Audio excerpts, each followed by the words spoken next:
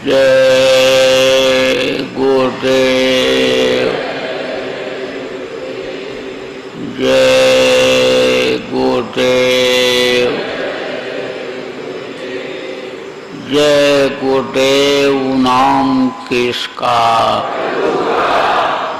जय गुरुदेव नाम किसका, प्रभु का पावन नाम, प्रभु का पावन नाम, जय गुरुदेव। उस वक्त पर इतना लोभ लालच नहीं था, अब तो बुढ़ापे में ज्यादा लोभ लालच हो जाता है। लखपति करोड़पति, करोड़पति अरब खरबपति बनने के लिए सोचने लगता है, यानी कुबेर का खजाना मिल जाए। ये काम, क्रोध, लोभ, मोह, अहंकार, ये जो भूत हैं, ये बुढ़ापे में और ज्यादा बलशाली हो जाते हैं, और ज्यादा हमला करते हैं ताकतवर बन करके। तो पहले ऐसा नहीं था, शुरू से संस्कार ही इस तरह का रहता था कि चौथेपन में भजन पूजन के लिए जाना ही है, घर छोड़ना ही। तभी तो अभी समय पर अन्य समय लोग कलयुग में घर छोड़ने के लिए मना किया गया कि अभी कह दिया जाए कि घर छोड़ दो तो घर एक नहीं छोड़ेगा। कहते हैं गुरु के आदेश का पालन हम तो हम करेंगे, गुरु भक्ति तो हम करेंगे, लेकिन यह है कि कहना नहीं मानेंगे, करेंगे अपने मन का ही। तो अब आप इस बात को समझो कि शादी हो गई और घर संभालने लग गए अर्जुन। अब इनके अच्छे बच्चे कच्चे हो गए, कई हो गए, उसी में फंस गए। साल में एक बार पर्व लगता था, उसी जंगल में नदी के किनारे लोग स्नान करने के लिए जाते थे। तो औरत ने कहा पर्व लगने वाला है तो चलेंगे बच्चों को लेकर के स्नान कराने के लिए। तो उन्होंने कहा ठीक है। बैलगाड़ी तैयार हो गई, बैलगाड़ी की सजावट कर लिया। जब कहीं किसी को पहले का समय जाना होता था तो जैसे आपकी गाड़ी है, कार है, साफ सूफ करके और तेल पानी दे के उसमें ग्रीस लगा के ये करके कहीं आपको यात्रा जाने को ना तो होता है, सफाई करके ऐसे तब तैयार होकर जाते हो। ऐसे ही यानी बैलों को सजाया, उनको पहनाया, वो सब उसमें जाते थे लोग बैलगाड़ी पर बैठकर। अब बैलगाड़ी पर बैठ करके गए तो बोले अब स्नान कर लिया जाए। तो स्नान करने के लिए जब नदी में घुसे और डुबकी लगा करके निकले तो न बैलगाड़ी है और न मेला है और न बीबी है, न बच्चा है। कृष्ण खड़े हैं और रथ खड़ा हुआ है और रथ के किनारे कृष्ण खड़े हैं और ये निकले, हाय मेरी बीबी, हाय मेरे बच्चे, हाय मेरी बैलगाड़ी, कहाँ चले गए? और कृष्ण कह रहे हैं अरे अर्जुन, मैं कृष्ण हूँ, अरे तुम्हारा सखा हूँ, तुम्हारा दोस्त हूँ, तुम्हारा साथी हूँ, देखो मैं यहाँ खड़ा हूँ, ये तुम्हारा रथ खड़ा है, तुम किसको खोज रहे हो? कहाँ बैलगाड़ी के चक्कर में तुम पड़े हुए हो? अरे किसको खोज रहे हो अर्जुन? अरे मैं कृष्ण हूँ, मुझको देखो। कुछ नहीं, न रथ देख रहे हैं न कृष्ण को देख रहे हैं, बस बैलगाड़ी खोज रहे हैं, औरत खोज रहे हैं, बच्चा खोज रहे हैं। तो कृष्ण गए और पकड़ करके मारे एक चाटा, एक थप्पड़ जब मारा और माया का पर्दा जब हटा तब देखे, अरे बोले प्रभु आप ठीक कह रहे थे है कि माया का बड़ा जोर है और माया के जोर में आप हमको भूल जाओगे। तो माया का भी जोर है और काल का भी जोर है। अब काल और माया के जोर से कौन बचा सकता है? औरतों को काल के जोर से और पुरुषों को माया के जोर से कौन बचा सकता है? गुरु बचा सकते हैं। गुरु का अन्य सर्वोपरि स्थान संत मत में रहा है। इसीलिए देखो जिन धर्मियों का सुमिरन कराया जाता है उसके पहले मान्यता प्राप्त जो गुरु का नाम होता है, यानी गुरु की दया जिस नाम में होती है, गुरु का जिसमें यानी धार होती है, उसको पहले जाप कराया जाता है और बाद में भी कराया जाता है। संपुट लगा दिया जाता है। जैसे देखो यानी कोई मैदान है, कोई रास्ता है, एक तरफ से दूसरी तरफ निकलना होता है, तो देखो कंपाउंड में एक तरफ से दूसरी तरफ जाने के लिए लोग दो गेट बनाते हैं। दोनों गेट जब रहता है तब अन्य समय लो कि वो अपने को सुरक्षित महसूस करता है निकलने के लिए दोनों तरफ से। इसी तरह से यानी रक्षा के हिसाब से जो गेट बनाते हैं जिस हिसाब से, उसी हिसाब से यानी गुरु का नाम आगे पीछे होता है। अब कहा ना कि मन तो भजो गुरु का नाम, यानी लोगों ने ये समझा कि माता पिता ने जो गुरु के शरीर का नाम रखा वो नाम जपो, और उसी नाम को जप लेने से, याद कर लेने से हमारा काम बन जाए। गुरु लोग जब चले गए पहले के समय में, तो उस समय पर कैमरा तो था नहीं, फोटो तो था नहीं, तो याद के लिए कि गुरु का चेहरा याद आ जाए, गुरु ध्यान, जब गुरु का ध्यान लगाया जाए तो इसी तरह से यानी चेहरे का ध्यान लगाया जाए। उसके लिए पत्थर की मिट्टी की लोगों ने मूर्तियां बनाई। जब यानी चला गया, यानी जब आप समझ लो समय बदल गया और कैमरा आ गया तो फोटो लगाने लग गए। अब लोग ये सोचते हैं हाँ कि बस फोटो के सामने दिया जरा चिराग जला देंगे, प्रसाद रख देंगे, अगरबत्ती लगा देंगे, रूप आरती कर देंगे फोटो का, और उसी तरह से मूर्ति का कर देंगे तो हमारा उद्धार कल्याण हो जाएगा। लेकिन इस चीज को समझने की जरूरत है कि जब तक गुरु का दिया हुआ नाम का जाप नहीं करेंगे, जिन लोगों से रूह को, जीवात्मा को निकलना होता है, यानी उन धर्मियों को याद नहीं करेंगे, तब तक अन्य समझ लो कि इस मृत्यु लोक से छुटकारा मिल ही नहीं सकता है। यानी मर भी गए, शरीर भी छूट गया तो कर्मों के अनुसार सजा मिल जाएगी, नरकों में जाना पड़ेगा, 84 में चक्कर काटना पड़ेगा, यानी आप समझ लो कीड़ा मकोड़ा, सांप गोजर बिच्छू की योनि में बंद होना पड़ेगा, 9 महीने माँ के पेट में लटकना पड़ेगा, यानी यह सब तो करना ही पड़ेगा, छुटकारा नहीं मिल सकता है। इसलिए यानी गुरु का मान्यता प्राप्त नाम के द्वारा गुरु को याद किया जाए। आगे और पीछे तो बताएगा गुरु महाराज ने आत्माला का सोने ने इसीलिए तो बताया, ध्यान के लिए भी बताया कि भाई ध्यान करने से पहले गुरु का ध्यान करो, गुरु का नाम लो, मान्यता प्राप्त नाम लो, जिस नाम को उन्होंने मानी बना दिया है, यानी जिसमें वो मान्यता दे देते हैं उसी से फायदा होता है ना। जा रहे थे, राजा एक पहुंचा, महात्मा जी जा रहे थे सत्संग करने, तो पहुंचा तो कहा हम उपदेश लेने के लिए आए हैं, आप हमको कुछ दे दीजिए, बता दीजिए। बोले भाई मेरी सवारी बिल्कुल तैयार है, हमको जाना है, हम रुक नहीं सकते हैं। अरे बोले महाराज राजा हूँ, इतनी दूर से आए, हमें बड़ी इच्छा लेकर आए हम, आप दया कर दो, कुछ दे दो हमको, कुछ बता दो। बोले देखो राजा मुझे अभी जाने दो, मैं लौट करके तुम्हारे उधर से आऊँगा, जब आऊँगा तो तुम्हारा राज्य पड़ेगा और मैं तुम्हारे यहाँ होता हुआ तुमको बतलाता हुआ आऊँगा, समझाता हुआ सब। तो बोले नहीं महाराज हमको कुछ बता दो। बोले अच्छा जाओ राम नाम जपना, इतना कहकर चले गए। तो राजा ने सोचा राम राम जपते जपते तो बुढ़े हो रहे, हाँ अब क्या राम नाम जपना, वही राम राम राम, क्या मिला राम नाम जपने से। यानी समझ लो तो त्रेता में थे और जब जानकारी नहीं थी तो लोगों ने बता दिया, कहा कि राम नाम को जपोगे तो पार हो जाओगे। और जब इतना ज्ञान हुआ कि नाम रहा संता ना लीना, और संत बिना कोई नहीं छीना, जब यह पहचान हो गई कि भाई जानकारी हुई कि नाम संतों के अधीन होता है और यह संत हैं, लेकिन उन्होंने जो है नाम हमको बताया नहीं, वही राम नाम बता दिया। तो लकीर का फकीर क्या बनना, आप उस रास्ते पर चलना। तो राजा वापस चले गए, निराश हो गए, कुछ नहीं मिला।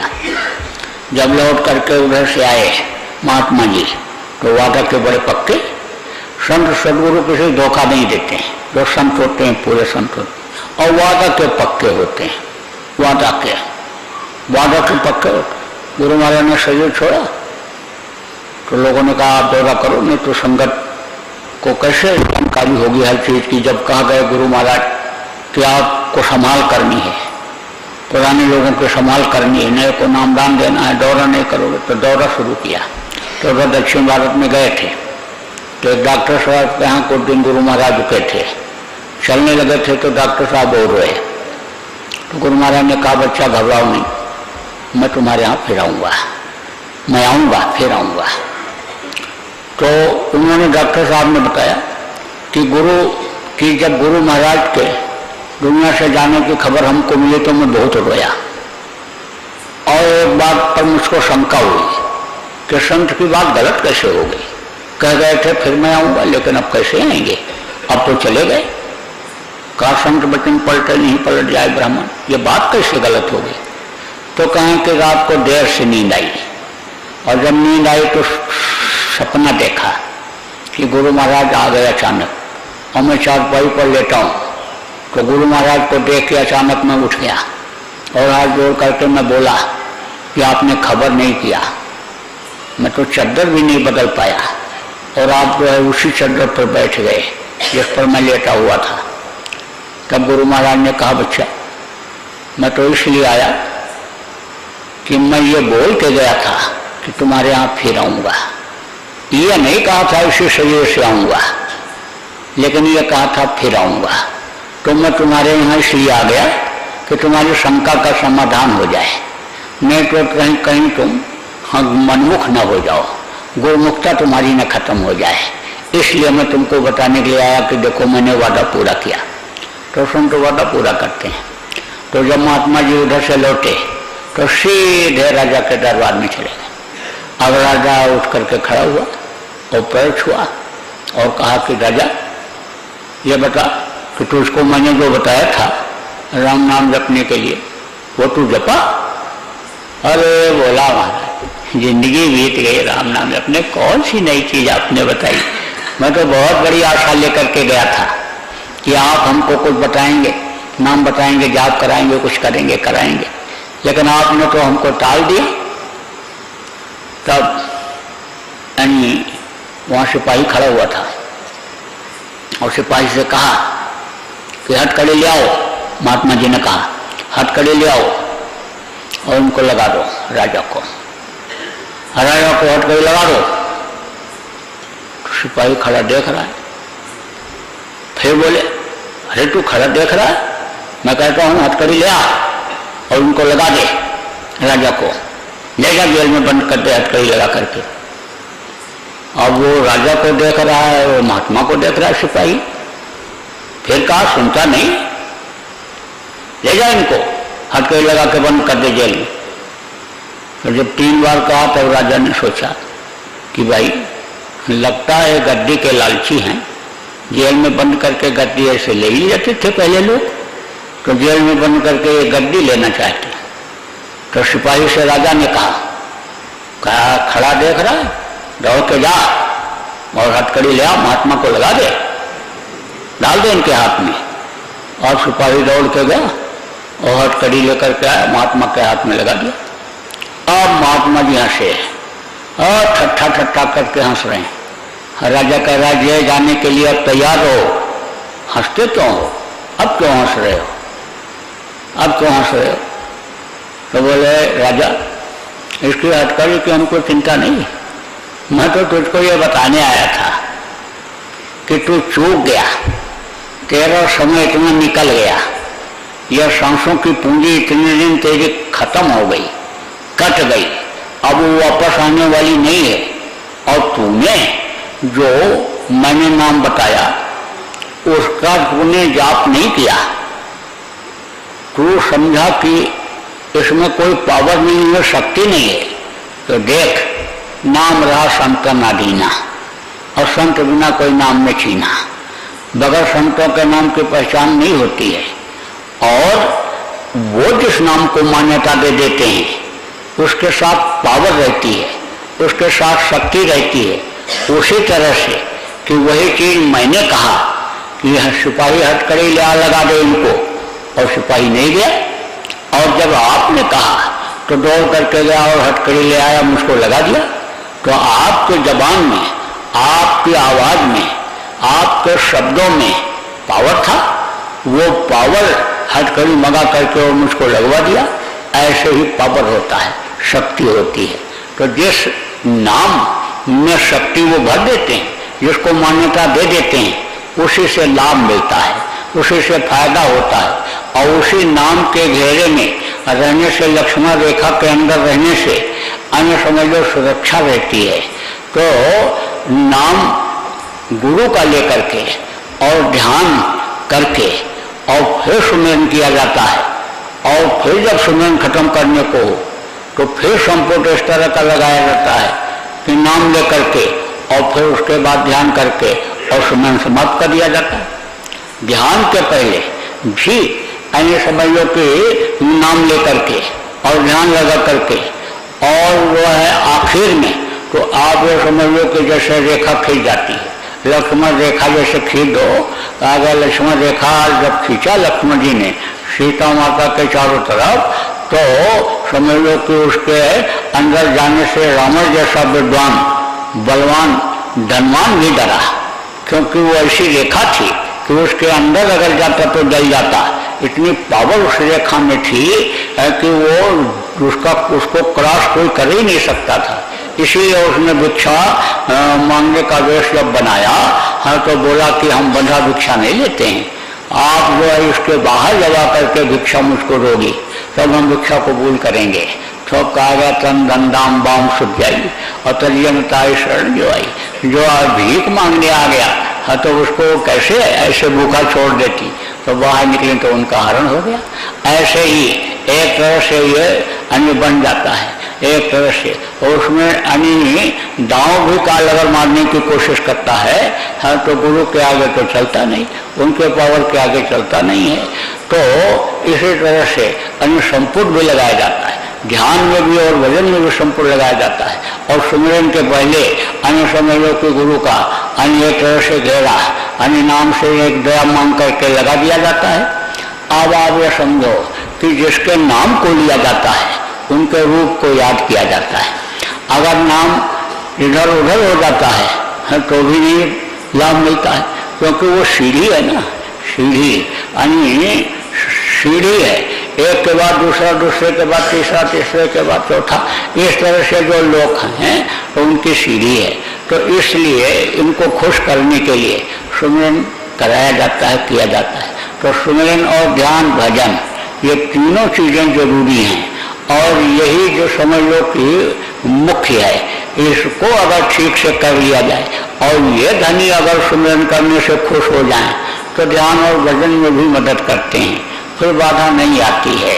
और गुरु बराबर याद जब करते रहते हैं, गुरु के वचन को याद करते रहते हैं और गुरु की दया जब पल पल मांगते रहते हैं तब निकल जाते हैं, फिर जन्म मरण नहीं होता है, फिर दुख के संसार में दुख झेलने के लिए आना नहीं पड़ता है। तो बहुत अच्छा है आप लोगों ने समय निकाला और आप लोग यहाँ पर आए और ध्यान भजन का आपको अन्य जीवन में मौका मिला, बराबर इसमें लगी है। कोई अन्य समझ लो है कि यहाँ पर कोई जोर जबरदस्ती नहीं है, लेकिन यह है कि प्रेम से सब लोगों से कहा जा रहा है, प्रेम से सबको समझाया जा रहा है, आपके फायदे के लिए है। तो आप लोग इसमें यानी जो यह समय इतना दिन का है इसमें आप लोग बराबर समय निकाल करके मन को रोक करके करिए, गुरु की दया लेकर के मन पर धीरे धीरे धीरे अंकुश अनि करिए।